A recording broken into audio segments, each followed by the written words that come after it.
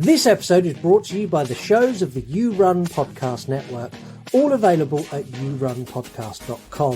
Whether it's true crime or film reviews, even TV series deep dives, the You Run Podcast Network has you covered. So go and check out yourunpodcast.com today. I got in trouble with Lisa this week. So it's my son's birthday this week, and earlier, we were waiting for Lisa's mum to arrive. And Lisa went, "Look, can you just give my mum a call?" Apparently shouting Beetlejuice 3 times really loud was not the correct response.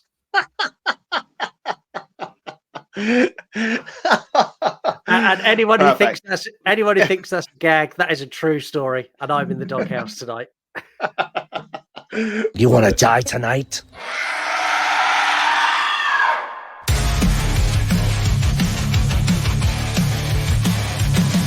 The dad jokes you tell sets the scene. I hang on every word lost in the screen. Your passion for fear is contagious enough. You make me believe in Mark's overblown roundups. You run podcasts for a movie review, unveiling facts and playing games too. Your words paint pictures of darkness and dread, leaving me grinning long after I fled.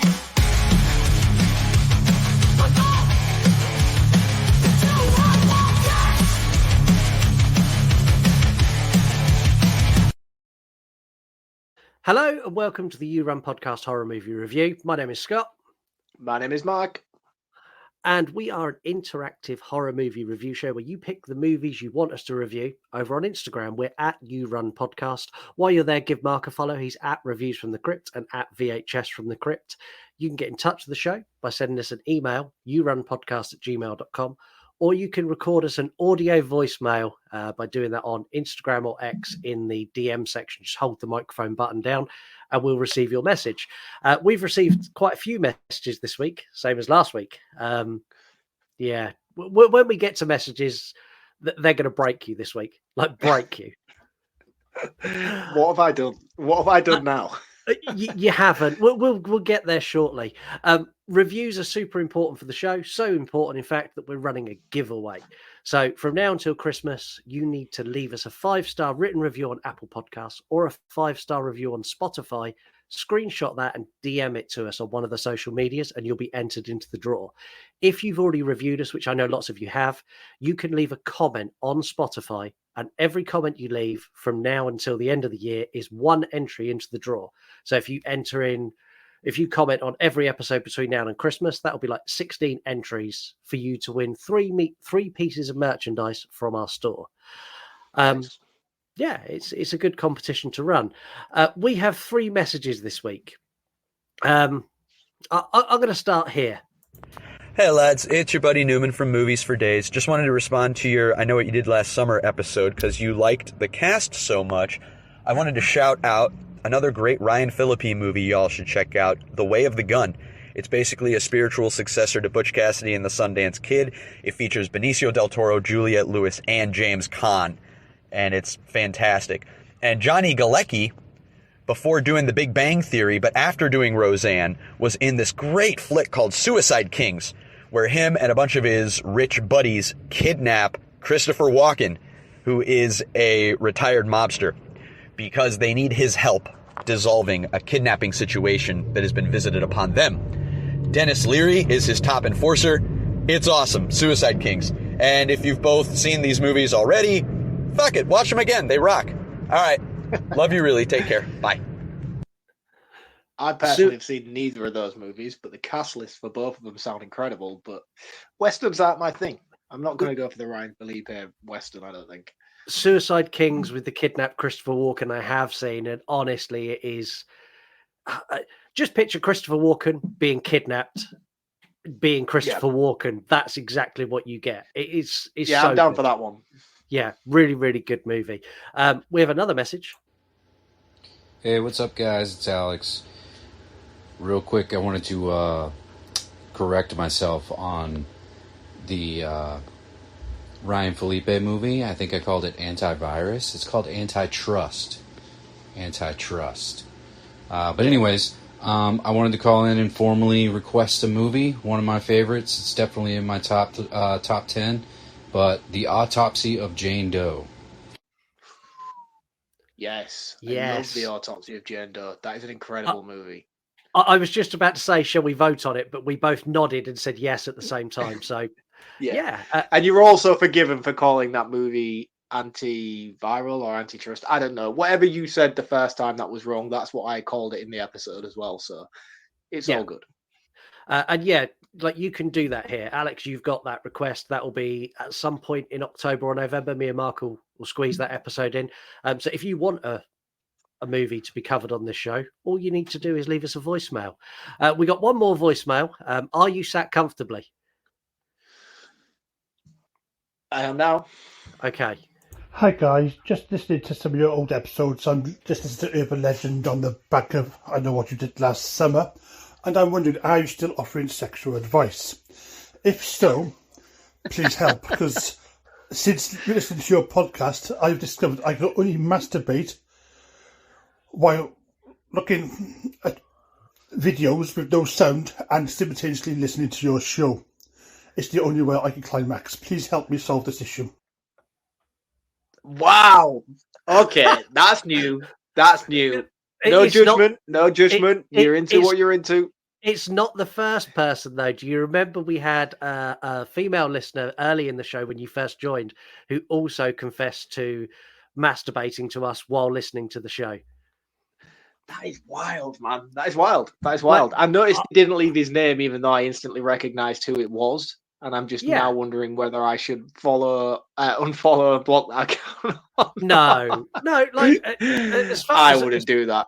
As far as I'm concerned, like if you're masturbating to the show, like don't stop me, don't stop me, don't stop me. Hey, don't stop me, don't stop me. Ooh. They don't stop coming and they don't stop coming and they don't stop coming. The thing is, my accent doesn't translate well at the best of times, let alone in a romantic situation.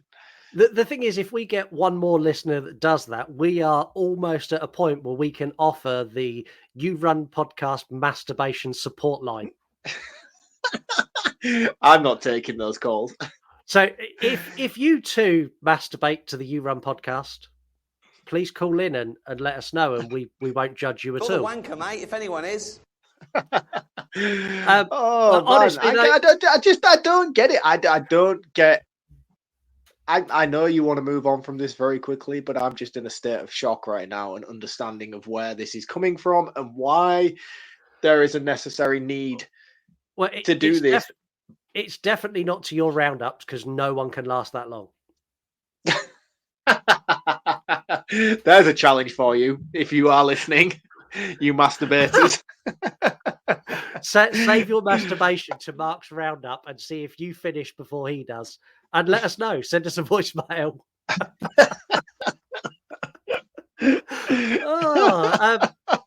If you're new to the show, hello, welcome. We give you a synopsis of the movie. We then go into deep dive kind of into what we liked and didn't like. We do that in no particular order and we go all over the place. We have some interactive features, one of which being cover notes today. We give you some facts, then we give you roundups and scores, and we let you get on with your day.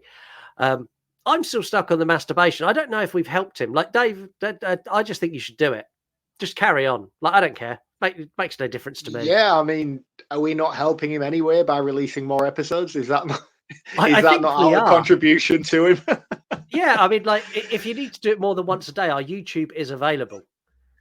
Oh no, that goes a step too far because then he's got the visuals, and I don't know how comfortable I feel with that. It's one thing having my voice, even though it's very much nowhere near the quality of Stevie Wonder or even Morgan Freeman. Having the YouTube video alongside it, that's a cause for concern, I think. Well, while we're speaking about YouTube... Hey guys, please be sure to leave us a review on Apple or Spotify and subscribe to the damn YouTube. While you are there, hit the notification bell as I have some solo episodes coming up. They will be top 10 countdowns and better than anything these clowns have put out before. Peace out, bitches. Cancel Scott. He's using AI. He's using AI. Gladys has some videos coming on YouTube. She's doing top 10 countdowns.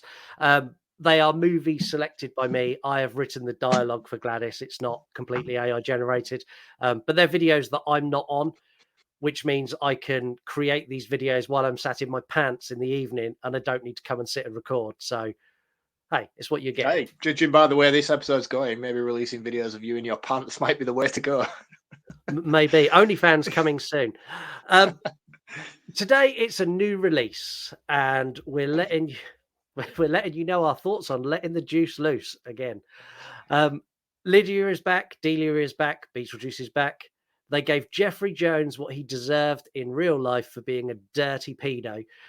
They introduced some wonderful new characters like Astrid, Wolf Jackson, and Bob, all while taking us on a movie with 75 different subplots through the afterlife and the real world in a ploy to activate our nostalgia glands. And I'm going to say it from the off, man, they did. Like, they got me within the first 2 minutes. I'm like, come meet the Dally Manhunt. I was fully in. Considering your hatred for the trailer as well, I'm surprised to see you go down that route. Yeah, it just, there was something about like the initial opening, and I don't know, there was something about it that just really grabbed me. And if I'm honest, the standout star for this, the thing that dragged me in the most, is Catherine O'Hara. Yeah, and that was one of the big selling points in my notes, was how Michael Keaton got such a big amount of screen time this time around, which rightly so. He was the biggest draw for the first movie, even though he had like 14 minutes of screen time. Him getting more of a presence here was warranted. But he had 16 minutes in this. Yeah, but that's like what, 2 minutes more than the first movie? 2 minutes more noticeable. It's a noticeable moment. But one thing that really stood out to me was Catherine O'Hara's presence. Like, she was amazing, like absolutely amazing. Most of the comedic value that I found, and the one that got the most laughs from me, was surrounding her character. And I think they'd probably seen her in Schitt's Creek again and getting a resurgence in her career, and was like, yeah, we need her to be the forefront of this movie. And she was, and she nailed it. And I am so glad she was back for this. Yeah, I really, really, really enjoyed her being back in this. Also, I was surprised at how good Jenna Ortega was in this. She is now a one-trick pony, though. She plays Wednesday and everything. You see, you say that, and you thought she was really good. I thought she was serviceable, but I didn't. Granted, I think the thing is, knowing that she was cast in this movie, I was expecting her to bring something. And I'm not saying she didn't bring something. She just didn't bring enough. In my opinion, I just don't feel like her presence in this movie warranted her casting. I feel like the role that she played could have been played by anybody, because it weren't pivotal enough to the story to warrant a Jenna Ortega role. She's great, don't get me wrong. I'm not saying she's not, and she was fantastic in this movie for what she did, but it weren't. Nothing about her performance here made me walk away and be like, oh, Jenna Ortega was fantastic in that movie. No, she was just Jenna Ortega in the brief scenes that she was in. And I wanted more from her in that. But at the same time, I didn't, because I wanted the original cast more than I wanted to see her. So every time we detracted from the story and got scenes where it was her doing her thing, I was like, this isn't good for me. Let's just go back to Winona Ryder and Catherine O'Hara and Michael Keaton. I don't need this. Let's talk about the story. So they kill off the dad, and that's because the real life actor Jeffrey Jones is in prison for child porn offences, and he's a terribly horrible man and deserves to rot there. They do. I do think they did a good job of handling that as well, without excluding him completely. And in that stop motion animation segment where he died was really cool. Yeah. And then also still including his character, but not using him as an actor in the afterlife, was a very good way of keeping it all inclusive without actually representing him as a person. And I think that was pivotal to the story to include that, because had they just excluded him altogether, I don't think this story would have made a whole lot of sense. No, it really wouldn't. And I think the way they done it, and they basically, they gave him a death in the plane crash. And it's like, oh, and he died in the crash? No, he was in the sea for 3 days. So he drowned. No, he got his head bitten off by a shark. And it's like, every time you think that's what killed him, they upped the ante. It's like Tim Burton was just like, how many ways can we kill a paedophile? And he just rattled them all off and went, let's do all of them. And I was kind of like, yeah, well done. I appreciate the fact that you've gone to those lengths to kill him off. Definitely. Practical effects on his shark bodysuit are also incredible. I think the practical effects across the board in this movie are fantastic. And that's one thing that was really pivotal to me with this sequel, was that they were going to keep the aesthetics of the first film alive in this sequel. If they'd have gone with a new age technology and had everything CGI and a bigger budget and a grander scale, it would have really compromised the world that they'd built in the first movie, and I would have struggled to adjust to the change. And I'm so grateful that they decided to keep the original aesthetics of the first film with the set design, the makeup effects. There's a few moments of really, really wonky CGI. When the bride staples herself back together, it looks fucking shocking. Like really, really shocking. And then the demise of Beetlejuice at the end, when he explodes into all those different pieces and you see his face float down to the floor. I was like, oh, that's terrible. But in a way, as bad as it is, it's as bad as the CGI from the first film. So I don't know whether it was purposeful or not. I don't know, but I did definitely notice it, and it did stand out to me in a great deal. And I was like, you could have probably done that a lot better and a lot more impactful had you used stop motion animation to show her stapling herself back together, because it would have still looked cheap and it would have still looked raw, but it would have suited the aesthetics of the set a lot more than what you're representing with this scene on screen as it is. Yeah, I agree, and I think the inclusion of that CGI didn't damage it, but there was times where I was like, oh, why? Yeah. Why? Yeah. Like you've showcased what you can do, and then you've done that. And there's some facts around, especially Beetlejuice exploding. There's some facts around that tie. It just looked like a shortcut to me when I saw it. It was like, oh, you've taken a shortcut there because it's probably easier and quicker to do that in post. But it didn't translate very well to me. It never took me out of the movie. It never took me out of the scene particularly. But when you're comparing it to all the great practical effects going on around you, when you do transition into those scenes where they are heavily CGI, you notice them a lot more than what you would if you were watching a movie like Sharknado or something like that, where it is all glorified CGI. So yeah, it was a poor judgment call, I think, to do that in those scenes. But again, it didn't particularly bother me. It's only because it's our job on this show to criticize certain elements, and those are one of the elements that I feel need criticizing. The thing that I think needs criticizing is, and I said it in my opening gambit, is the amount of subplots in this. Like this is riddled with subplots. So you've got the main family go back to the funeral of the dad. Lydia's seeing Beetlejuice. That's one plot. Then you've got Beetlejuice in the afterlife who's pining after Lydia. That's another plot. You've then got Jenna Ortega's character who meets a boy and she doesn't want to be in the town, and then she likes the boy and she wants to be in the town. You've got Beetlejuice's wife who's her dead dad. You've got Beetlejuice's wife who's ex-wife who's risen from the grave, who now is after Beetlejuice. You've got Willem Defoe as the detective who's trying to track it all down and hunt it all. And then you've got Bob. And Bob, I will take a movie just watching Bob, and I'm going to say it now, justice for Bob, you bastards.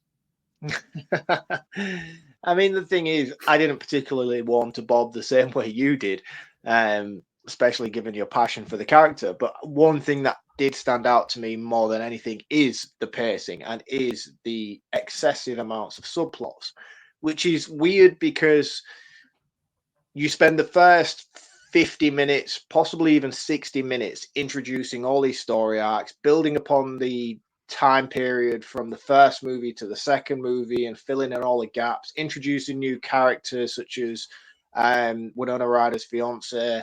Oh man, what a douchebag he is. Biggest dick in the world. And all this time you spend in the first hour setting all of this stuff up. And granted, I'm not going to say that any of it's not interesting. Like, I was really invested in it all. I thought it was all really gripping stuff and it all suited the world very, very well. And I was on board for the ride. But my issue lies with these developments is the slow burning pace we get throughout the first hour, that they get to a point in the final act where it's like, shit, we need to tie all this together. And they do. Don't get me wrong. I'm not saying they don't tie it all together very well, because they do. Everything makes logical sense and everything comes together very, very nicely by the time we get to the closing act. But when we get to the closing act, everything's rushed. Yeah. It just feels like everything's like, shit, we need to go, go, go, go. He comes there and they come there and they come there because of this. And then, oh, yeah, that character we introduced here is now irrelevant here. Yeah, it all makes logistical sense and it all works very well on paper as a narrative, but you spent too much time within the first hour focusing on developing these subplots that it all feels rushed by the time we get to the final climax. And that was one of the biggest disappointments for me. And that wasn't because it wasn't good enough.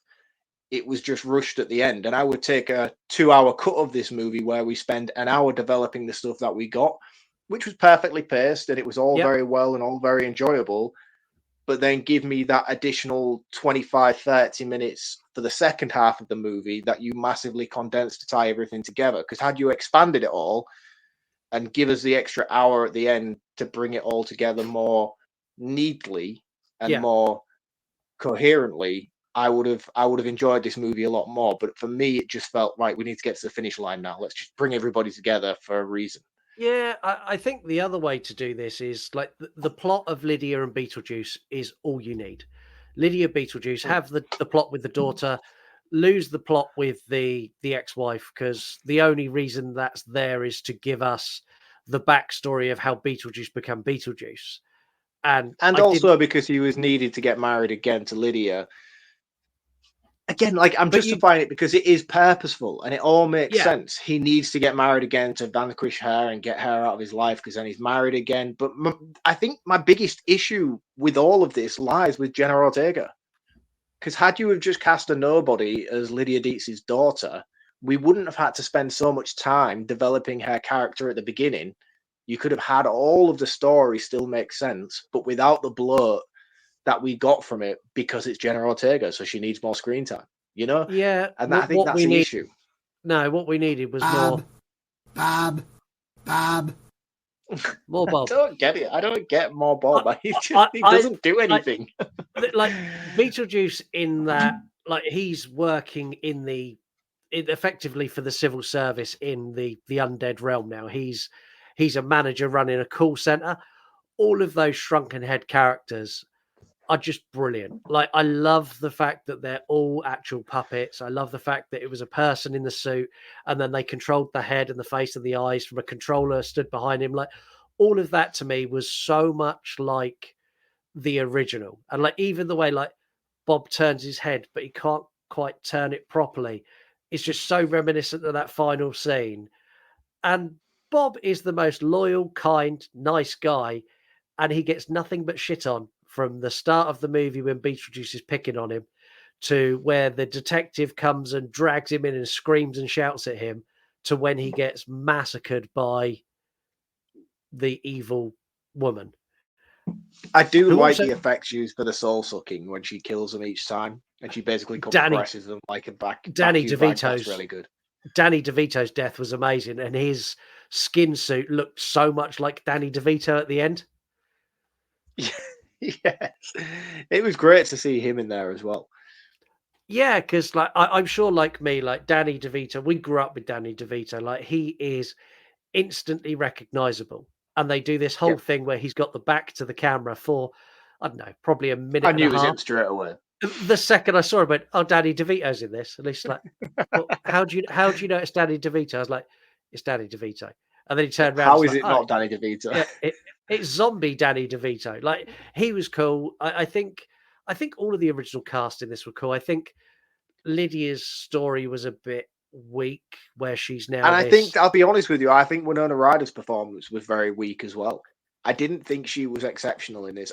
And you know what's the most difficult thing about this is giving her resurgence recently in Stranger Things.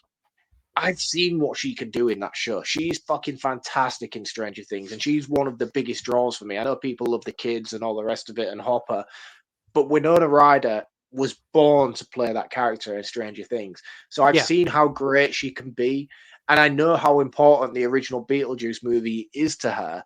So I was expecting her to elevate her performance to a level where she was going to be like, this is my calling to come back and do this again. And and revisit it and give it everything I've got. But I don't She know if just that's felt wooden quite a is lot. that a Tim Burton direction though? Because in the original, she plays exactly the same level of acting ability in this as she does in the original. Is that a director note? I want you to play this as awkward and weird as you did in the original, even though you're 30 years older and you will have matured as a person.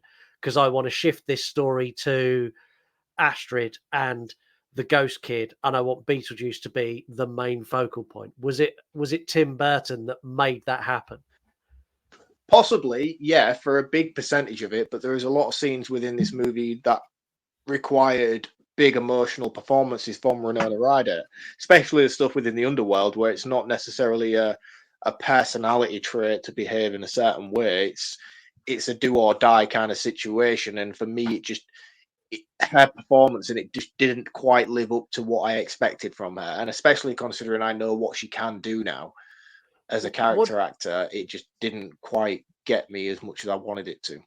what did you think of the additional lore they added in with the underworld? So now you've got the train that can take you to like the far beyond, and it takes you to like I think there was internal damnation and things like that. So it shows that like this underworld waiting room area is just while you're waiting for everything to be stamped and agreed, so you can go get on the soul train and go to heaven or hell or somewhere else. Did you like that, or were you not on board I for that? did. I did really, really like it. I love the lore building and the development of something we got a very small percentage of in the first film. I just don't think that this movie handled it particularly well. And I think that comes down to the choice of musical cues throughout this. I found the musical cues very underwhelming.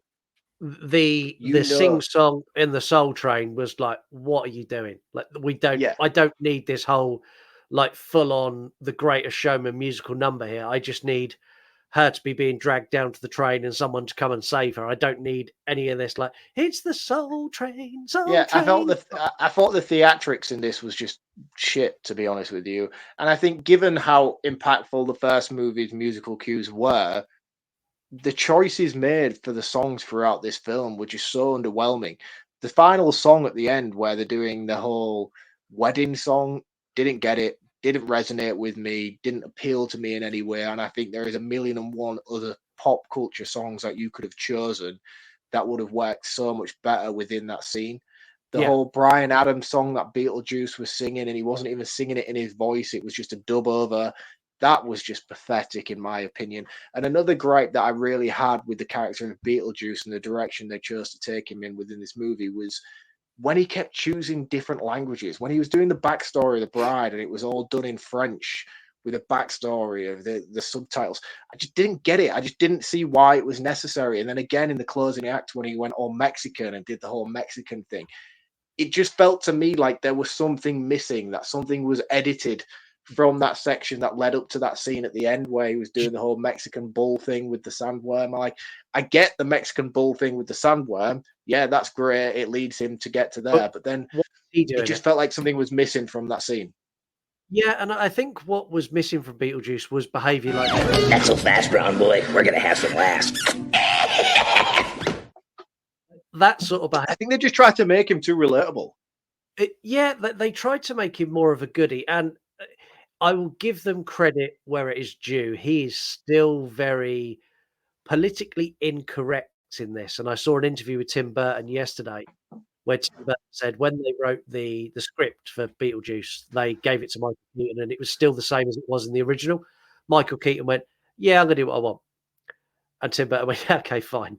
So all of it's still ad-libbed, and he said a lot of inappropriate things, and there was producers and people going, "You need to cut that out." And it was Tim Burton who dug his heels and he went, "No, he's a dead character, been dead for over 200 years. He's not going to have evolved. He's not going to have become woke. So we're going to leave him inappropriate and we're going to take any backlash we get from it." And I kind of went, "Do you know what? I applaud you for that." Because there are times in here where he's like, "Hey, babe," like, and then trying to touch Winona Ryder's ass. I'm like, "Whoa, okay." But there wasn't enough of it in No, comparison to the first film, in my opinion. I thought it was a very tame version of his character, and it was done to try and make people warm to him a little bit more. But he's always been the antagonist. He's always been the one that people are not supposed to root for. But by the time we got to the end, I kind of wanted him to marry Winona Ryder. I wanted them to get together, and I shouldn't be feeling that about the character of Beetlejuice. No, and I think this, like I said it when I done my news bit on this a couple of months ago, that I said that they're going to go down very much the animated series path where Lydia and Beetlejuice are going to work together for a common goal. And that's exactly what they've done. And I don't mind that. But in the animated series, Beetlejuice was still a nefarious bad guy. And like he would do things deliberately to sabotage Lydia that would just so happen to help her. He was never intentionally trying to help her. And in this, he does go all out to help her in the agreement that she'll then marry him. Which again makes sense because he's only thinking about his own end goal, which is because the bride's chasing him and he needs to marry Lydia. But like, it's just done in a way that doesn't quite.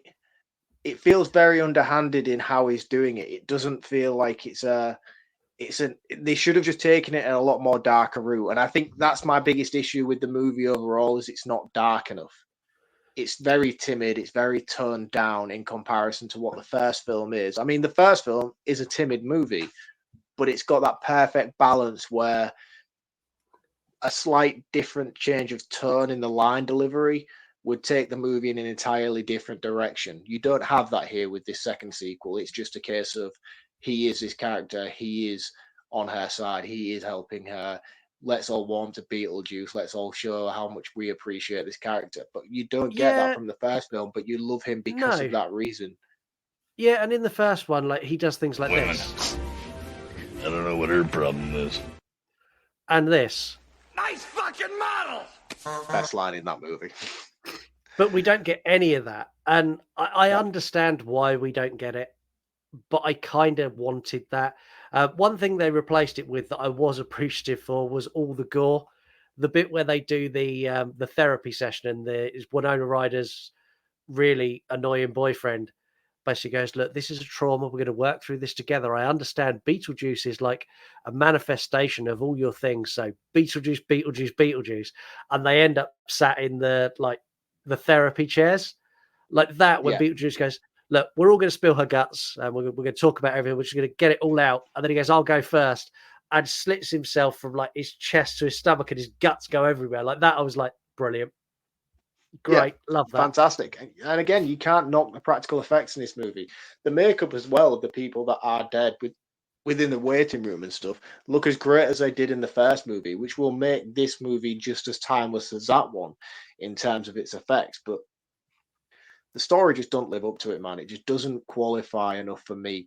And this is one of my biggest conundrums. And that's one thing that I wanted to present to you tonight was, is this movie justified and is it worth the wait? And how does it affect your perceptions of the first film? Especially after seeing it. Where do you sit within the I'd rather have not have seen this kind of category? No, I'm glad I saw it. It doesn't affect my enjoyment of the first one. No sequel or reboot will ever do that for any movie. There are bits in here that I truly love. Like I truly like. They are the best things ever. Like Catherine O'Hara with her art display where she's become this famous artist after what happened, and like where she's doing like they're grieving and she's like, we need to capture all of this, and she's in her like study and she's doing like primal screams because she's like, I need to get the right shot for like pure visceral heartbreak emotion. And then like she orders the snakes and the snakes bite her, and her in the afterlife. Everything in this movie Catherine O'Hara does is perfection. Perfect. Yeah. Everything else around it is lacking a little bit. I don't think Beetlejuice looks right. I'm not sold on Jenna Ortega. Like, I would rather they had set this entire thing in the afterlife following Beetlejuice with him stalking Lydia and then him finding a loophole to get out and kidnapping Lydia and then the story unfolding that way as opposed to what we got. Like the ghost boy. Let's talk about the ghost boy. When did you peg him as a ghost? To be honest, it wasn't until the woman come around and said, oh yeah, the murder house. I was like, oh shit, yeah, I know where this is going. But again, I got it at the handbook for the recently deceased in his bedroom. I was like, oh, well, you're And dead. I should have picked up on that. Yeah, and I should have picked up on that straight away, and I didn't. But that is a key point where I should have been like, oh yeah, of course. But again, like I didn't dislike that story arc at all. Like I thought it played really, really well, and it made perfect sense to tie in the fact that that's how Lydia ends up in the afterlife, and that's how her and Beetlejuice team up in order to save Jenna Ortega's character. Everything works well on paper in terms of the story. I just don't think it was executed well enough on screen, in my opinion. Like, I don't have any issues with the plot and the way that this picked up from the first movie and how it brought the characters together going forward for the sequel. Like, all of it is fantastic on paper and it does make for a great sequel. There's just elements of it that are so poorly executed that I can't see past it when I'm watching this movie. I watched it again today for the second time this week, and I was just sat there and I was like, why? This is dark. Like, this is a really, really dark element, and you can translate it just as dark as you did in the first movie and still make it comedic, but you've gone for such a light-hearted tone where you don't need to, that audiences aren't going to warm to it as much as they did with the first movie. This isn't going to hold the same cult classic status as that first movie did, without a shadow of a doubt, in my opinion. I think my biggest plot issue is Wolf Jackson, so Willem Dafoe's character, where he plays the dead. He's a dead actor who played cop parts, and now he's a cop in the afterlife. Like him trying to find out who's sucking the souls out of people and working out his Beetlejuice, and then that big climax where he calls in, like, I don't know, the undead SWAT team. Like all of that, I was like. Like you could remove that from the movie and it doesn't affect the plot in any way, shape or form. He adds nothing to it. He's great as that character, but that whole subplot, if you take it out, the movie still flows exactly as it did. Yeah, it does. And but again, like I liked his addition and I liked Monica Bellucci's character as the bride, but she gets a very brief introduction at the beginning. And then we don't get anything else from her up until the end, barring a couple of 2-second scenes. Willem Dafoe's character, he's got a great purpose, he's got a great mission, and he's relevant to the story. But again, we don't get anything with him up until the closing act. And I think the biggest problem with it is the fact that they cast such star-studded people to play these roles that they sort of project more relevance than they necessarily need to. And they spent so much time developing them at the beginning in the first opening act or 2 acts that by the time we get to the end, you just feel unfulfilled by what they've brought to the table. And I think had you taken somebody, I think the 3 actors that I would replace in this is Jenna Ortega, Willem Dafoe, and Monica Bellucci's character as the bride. I think all 3 of those, had you have cast somebody lesser known, more irrelevant, and introduced them as a sketch, like an SNL sketch at the beginning, and then had them come back in at the end, that would have felt more purposeful. And then you could have spent more time concentrating on Catherine O'Hara, Lydia Deetz, Beetlejuice, and that would have made everything sort of feel more naturally flowing. But when you introduce such A-listers as Willem Dafoe in bit parts and then don't quite deliver on his story arc, and it feels unfulfilled by the time we get to the end, you just feel like, well, hang on a minute, like, you've made such a big song and dance about Willem Dafoe being in this movie by showcasing him so much at the beginning of the film. Where's his arc conclusion? Where we've got to the end now, but we haven't seen anything from him. He's got literally 15 seconds worth of screen time in the roundup, and it doesn't make any sense to me why you'd spend so much time focusing on him at the beginning. And he's got that one bit where he interviews Beetlejuice where he kind of suspects something's going on. Like, we get the scene where Willem Dafoe tears into Bob, and Bob just cowers and shivers. Like, I wanted that scene, but put Beetlejuice there, where Beetlejuice is going to bite back and argue, and like, I wanted that conflict. I didn't want like poor old Bob the whole again. Joker and Gordon, Detective Gordon kind of Batman thing going on. Like, why didn't that happen? Like, I think there was some bad choices in this. I kind of don't have anything else to say about it. Do you? The sandworms. Big yes on the sandworms. love the fact that they went back to the original stop motion animation on that. And again, I've said already that's one of the biggest selling points for me when watching Beetlejuice 2 is regardless of all this bloat and stupid decisions that were made throughout, I think the aesthetics for me were very welcoming. I don't think I would struggle too much to watch Beetlejuice 1 and Beetlejuice 2 back to back and feel too disjointed in regards of terms of how distant they were in terms of release. I think that's one thing that they executed very well for me was the practical effects and makeup effects and keeping things tonally the same from the first movie to the second movie. Yeah. Yeah. But other than that, yeah, I haven't got anything else to say. Okay. Shall we take a break then? Yeah. Yeah. When you finish this episode, head over to yourunpodcast.com and check out some of our other network members. There's Voices from the Mausoleum, your home for horror on YouTube. Everything from found footage to remakes to conspiracy theories. They even have a horror coffee morning. This is the place for you, so check out Voices from the Mausoleum. Also available on the You Run Podcast Network, the horror-friendly podcast hosted by Katie and Chantel. This hilarious horror movie review show covers horror movies from the past, the present, and even the future when they cover movies that are only at film festivals. This is a show you must check out. These and many other shows all available at yourunpodcast.com, so head to our website today. So head over to yourunpodcast.com, check out both Voices from the Mausoleum and the Horror Friendly Podcast and all of the other shows we've got there and our merchandise shop. Even if you don't buy anything, you can have a look through at what 3 items you'd want when you enter our competition by leaving a comment on Spotify or a 5-star review. If you've forgotten already, rewind and listen to the bit at the beginning where I explained it, because I'm not going to do it again. And if anyone thinks I'm sounding really husky, I'm sure there's a certain listener who's enjoying this. I am suffering with a cold, so I apologise if I'm a bit gruff. It's man flu season and Scott just welcomes it with open arms every year. I do. This is the downside of having multiple children, something that you will suffer from very shortly. Yes, I'm sure I will. You will. We put out a cover note this week, and the reason I put out a cover note is because the cover note for Beetlejuice is "The Ghost with the Most is Back," and quite honestly, Tim Burton, that's fucking terrible. You can do better than that. Yeah, that like, is poor. I saw it, I was like, really? Like, that's like, of all the catchphrases you've got in Beetlejuice, you went with that? I don't think Tim Burton's responsible for the marketing of this movie, though. I don't think that we can put the blame on him. I think that's some sort of producer's issue.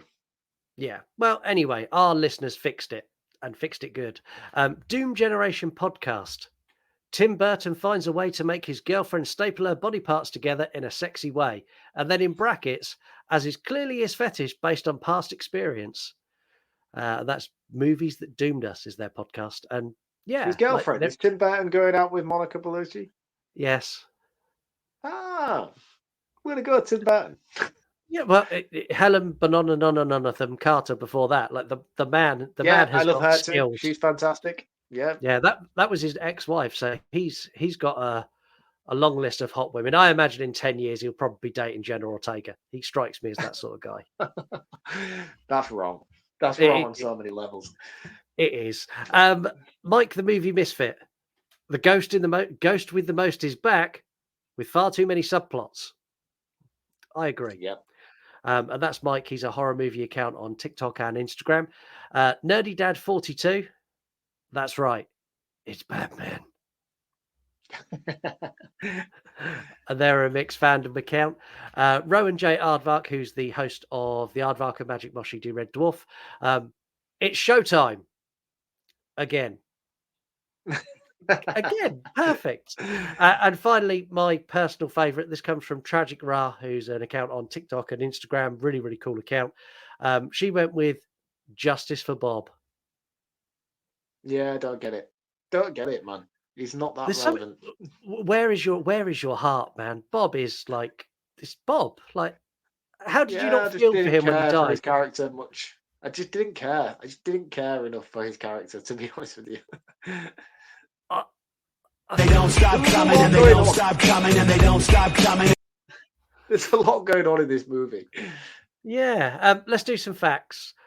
Winona Ryder considered and pitched multiple times the end game to be Beetlejuice and Lydia getting together. Now, Tim Burton batted it back, as did producers, but they gave them cake toppers as a gift when they finished filming. So they both got, the cake topper of Lydia and Beetlejuice? Winona Ryder and Michael Keaton both got one at the end of filming because they both said the perfect end game here is for Lydia to take the place of Astrid and Lydia be with Beetlejuice. I would have liked it. I thought that's where they were going and I was happy with it. Yeah, I was as well. Michael Keaton and Tim Burton opted to keep the character as politically incorrect as he was in the original film. Tim Burton, as I said earlier, said it was a character trait that was based on when he's from. Political correctness will not have happened when he lives in the afterlife. Lydia hosts a paranormal investigation show called Ghost House, which is the perfect name because that's what the producers wanted to call it. Well, they wanted to call it House Ghost in 1988, the original. So that's where that come from. I thought they wanted to call it Scared Sheetless. Scared Sheetless, then it was House Ghost, and then it became Beetlejuice. Yes. But that's where that come from. Tim Burton said Michael Keaton did not rehearse a single second before he come on set. He just rocked up, went into makeup, turned up, went, "What am I doing?" That's cool. Yeah. One of the exhibits that Delia's doing at her show is incredible. And I spotted it and it didn't dawn on me. So there is a video of her surrounded by crows, which is a nod to Moria in Schitt's Creek, where she made The Crows Have Eyes 3, The Crowaning. And anyone who's not seen Schitt's Creek, go and watch it. You're missing out. Yeah, and there was a slight difference in her character in this movie based on her character Myra from Schitt's Creek, and it was so hard not to be able to separate the two because she has that. If you go back and watch Beetlejuice 1 and then watch Beetlejuice 2 and then watch Schitt's Creek in between the two of them, you will see the natural transition that she plays in Beetlejuice 2 after doing Myra. So what you're saying is that Schitt's Creek is part of this timeline and you watch Beetlejuice, the entire 6 seasons of Schitt's Creek, then Beetlejuice 2, and it all runs in order. I think it probably could, yeah. Yeah, it definitely could. The Maitlands originally had a cameo at the end of this movie. It was written, it was agreed. They spoke to Gina Davis and mine's gone blank. Who's the other guy? Alec Baldwin. It was going to happen. But Tim Burton pulled it before they signed contracts because he said he didn't want to use de-aging technology to make them look younger. And without doing that, it wouldn't work. So he just pulled the idea and instead of trying to explain it, just threw it away in a one-liner. Oh, yeah, we found a loophole they passed over.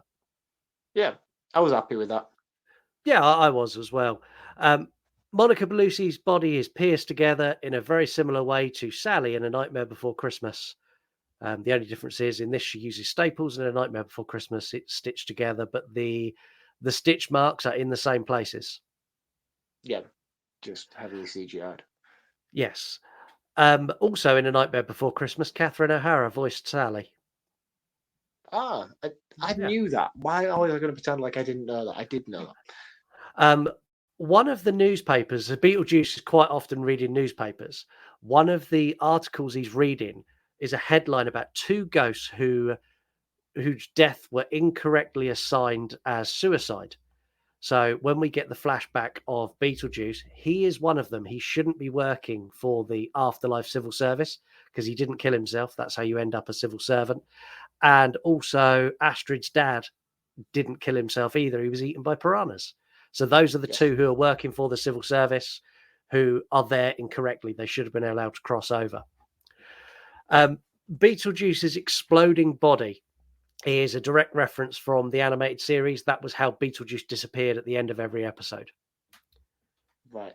When she said Beetlejuice. In the animated series. Well, in the animated series, Lydia would go, Beetlejuice, Beetlejuice, Beetlejuice, and it'd expand and pop, and then he'd be gone. And then she'd call him next week when she had another problem for him to solve. The final bit that we've not talked about, and I'm glad we didn't because we're going to talk about it now.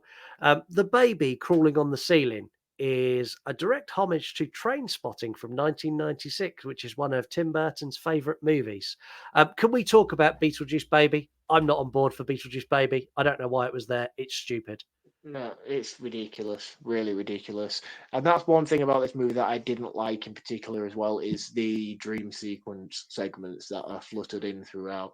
The ending of this movie, the whole Astrid getting married and the Beetlejuice baby coming out at the end, and then a waking up in bed next to Beetlejuice. And there's a few smatterings throughout where they do this dream sequence thing, and it just doesn't work for me. It feels very disconnected from what we saw in the original movie. I don't know why that creative choice was made. I didn't like it at all. We know why it was made. They made a baby Beetlejuice because Baby Groot and Baby Yoda sell a shitload of merchandise.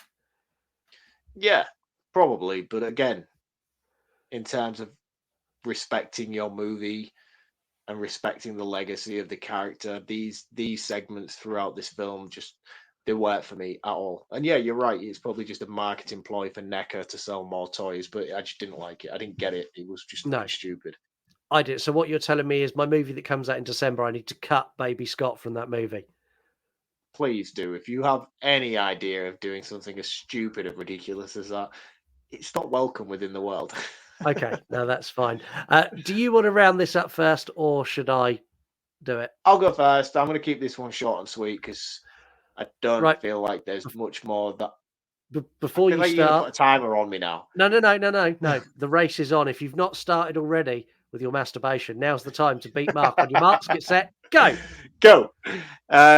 Yeah, no, I don't feel like there's a lot more. I don't feel like there's much more that I can say that I already have said. This movie doesn't necessarily tint my appreciation of the first movie, and given the weight that we had to spend wanting a Beetlejuice sequel, in all honesty, I just felt this was too little, too late. It didn't live up to the legacy of the first movie. It didn't come anywhere near close in terms of what I wanted from a sequel for the iconic original. The casting's great. It's good to see where everybody is so many years later. There's a lot here in terms of story and plot developments and character interactions that translates very, very well on screen. I wasn't ever in a state of I'm disappointed by this or I wish this would hurry up and move on. Everything that was written played out very, very well. It was just a final act where everything just feels rushed and thrown together in order to wrap things up nicely in a pretty little bow that I didn't appreciate. I could have taken a 2-hour runtime of this with the extra added time that I feel like the final act needed. My biggest gripe is the song choicing. Danny Elfman's score, fantastic throughout, but it's the song choices in terms of key moments that we're trying to replicate what was achieved in that first movie with the banana song. Yeah. There are so many other song choices that I could think of off the top of my head instantly that would have been a million times better than what they did produce in this movie. And for me, knowing how iconic that first song is in that first movie, to then come up with such a disappointing contribution this time around, it just felt like there was so little care put into it. And I don't know whether these are songs that are relevant to Tim Burton and have meaning to him and the rest of the cast, which is why they chose them. I'd never heard of any of the songs that they used here, and it just didn't make any sense to me for them to be so pivotal to certain scenes. So that was a really big letdown for me. I know it's hard to try and replicate the iconicness of that first Banana Boat song that they used, the Deo song. You will never be able to get lightning in a bottle like you did that first time around. But even the attempt to do so was so underwhelming that I couldn't help but be disappointed by it whenever they tried to do musical cues like that. Soul Train, the whole Soul Train. It's like that's such an easy thing to go down. That's such an easy grab, and especially the song at the end in the wedding. That was just like, why even bother with this scene? The whole dubbing of Beetlejuice when he's doing the overcasting of his backstory, and then again with the Mexican thing at the end. It's a big gripe for me. It really disappointed me that they'd done that. If they really wanted to do that, they should have made Michael Keaton memorize those lines in French. Yeah. And then use him as an actor to do it. He's an actor. Sure, it was for a 30-second dialogue scene. I'm sure he could have learned that himself in French to present it in a more authentic way. But it was clearly a different actor speaking those parts, and it felt very disconnected and massively pulled me out of every single scene that they did it. Overall, I know I've bitched a lot about this movie throughout this episode, but I would be lying to you if I said I didn't enjoy my experience with it. It was a good time. I enjoyed it. It was nice to see where these characters are so many years later. But when you're comparing it to the original, this is nowhere near on the same level of the original Beetlejuice. It's going to be a movie that I'll never probably choose to watch again. If it pops up on Netflix in the next couple of years, I might revisit it. I watch Beetlejuice at least once a year. I'll probably never watch this again, unless it randomly stumbles along my path. It's not a sequel where I'll watch the first one and immediately want to be like, oh, I need to watch Beetlejuice 2 now. You know, I'll still probably spend the rest of my life living in a world where there's only Beetlejuice 1, I think. Yeah. That's fair. So yeah, that's all I've got to say, really. I think I'm going to round this out at a 3 out of 5. It was a nice experience, and I think it enlightened me on some of the lingering questions I had from the first movie. But overall, as a movie itself, it's just not anywhere near the quality I expected it to be. Okay. I enjoyed this. I'm not going to say I didn't. I had a lot of fun with this. I loved like the opening segment where you've got lots of stuff happening. And it's like slow moving camera, and then like as it comes up to Lydia, it's like dun-dun-dun-dun, dun-dun-dun-dun-dun-dun-dun-dun-dun. I was like, yes, I am here. I am in. Like that's what got me. It was the Danny Elfman score at the beginning that really dragged me in. And I was on board. Like I had issues that I've spoken about in this episode, and I will watch this again. Like my younger kids have only just been old enough to watch Beetlejuice. So when this goes to streaming, we will definitely watch Beetlejuice 1 and Beetlejuice 2. And if they like it, this will probably become an annual watch for me. It's not even, you can't put this next to the original. It's not even a conversation to be had. No. But it does, like you say, it answers some questions I had. Like one of the things we said when we reviewed Beetlejuice is like, I want more of the afterlife. I want to know what happens when you've been a ghost for so long. Do you get to cross over? I want to know what happens to all these people in the waiting room. Like all of those questions were answered. And yeah, I think they could have done a better job, but it's not a bad movie. And it kind of gave me the nostalgia pop I needed from it to go, yeah, okay, that's it now. They need to stop now. I don't want a Beetlejuice 3. I do not want Beetlejuice in a couple of years. I think this is enough. I don't think we'll get it either. I hope not. I'm kind of where you are. I'm going to give this a 3 out of 5. It's not bad, but it's not great. It's serviceable. I just think given the time they had in between the first movie, I was expecting so much more. Like this has been an idea floated around in Tim Burton's head for the past 30, 40 years. Yeah. So like when it got to it, I thought there would be so much more to it than what we were given. Yeah, I'd agree with that. Don't forget to let us know in the comments on Spotify what you think. And if you're watching this on YouTube, also let us know in the comments there. We're going to be back next week. Not going to tell you what we're going to review because we don't know, but it'll be something. Have a wonderful week. Thank you so much for listening. And we'll catch you all next time. See you all later. Guys. See you next week.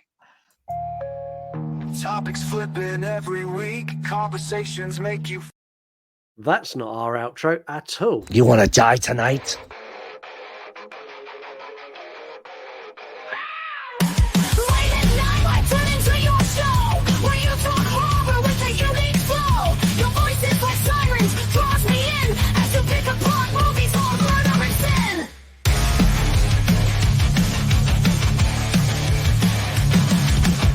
Jokes and tells us the scene.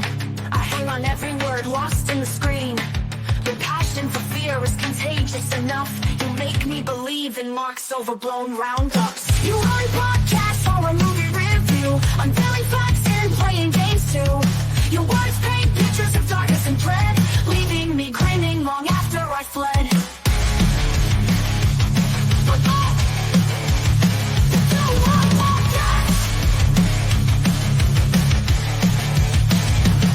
You run podcasts or a movie review, unveiling facts and playing games too. Your words paint pictures of darkness and dread, leaving me grinning long